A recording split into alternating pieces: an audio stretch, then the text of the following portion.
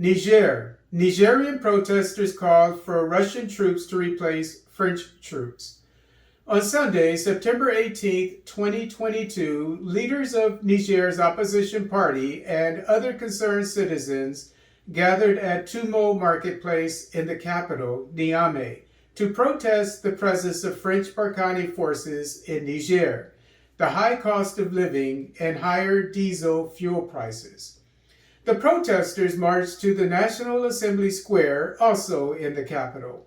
As stated in RFI News, the demonstrators chanted as they marched, quote, "No to the increase in the price of diesel and the high cost of living.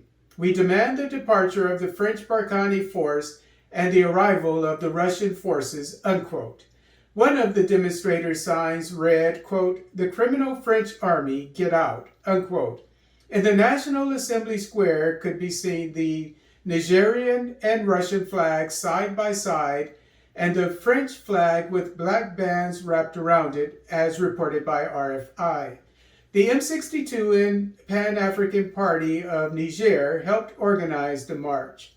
15 civil society organizations united to form the M62 movement. As stated by Deutsche Welle, president of M62 Abdoulaye Seydou said Barkhane Force, quote, "prevents any collaboration with Mali, has killed more civilians than terrorists. We see machines and trucks that are not war material," unquote. President of the Pan-African Party of Niger, Abdourahamane Oumarou said, quote, "As a Pan-Africanist party that advocates sovereignty, we are really against Barkhane's presence in Niger," unquote. Ghana.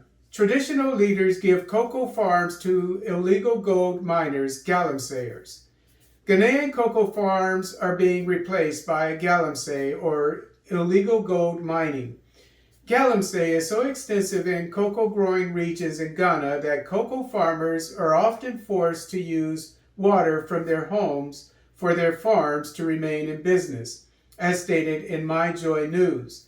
As reported by MyJoy, Senior Public Affairs Manager of the Ghana Cocoa Board, Fifi Boafo, claims traditional leaders take cocoa farms from their occupants and turn them over to galamseyers.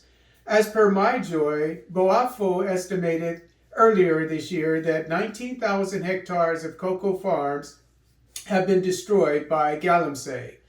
By the same token, Ghanaian cocoa output decreased 34% in the first 6 months of the season, according to MyJoy. Managing Director of Ghana Water Company, Dr. Clifford Brima, believes the Water Resources Commission should get involved to fight galamsey on cocoa farms, as reported in MyJoy. As claimed by Brime, quote, "For us in Ghana Water Company, we take the resource itself to produce water for citizens, but we do not have the role or the power to monitor the water bodies. It is the Water Resources Commission," unquote. East Africa. The East African Standby Force to employ Civilian Awareness Campaign. Before putting East African community standby boots on the ground in eastern DRC, member states will initiate a civilian awareness campaign to try to allay the deep-seated fears of the Congolese people. Last week, the DRC, Tanzania, Kenya, Burundi, South Sudan, and Uganda signed a Status of Regional Force Agreement, allowing them to deploy in unison to eastern DRC. As specified by the East African newspaper, the military leadership deems a civilian awareness campaign to be integral to the military mission because of the failures of previous military deployments to the region. For instance, UN MONUSCO forces were accused of committing rape and pilfering natural resources in the DRC.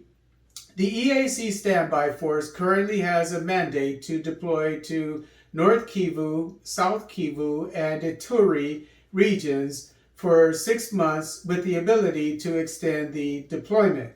These 3 regions, which have been the hotbed of over 100 insurgencies for 3 decades, have lost an estimated 6 million people to regional instability, as per the East African.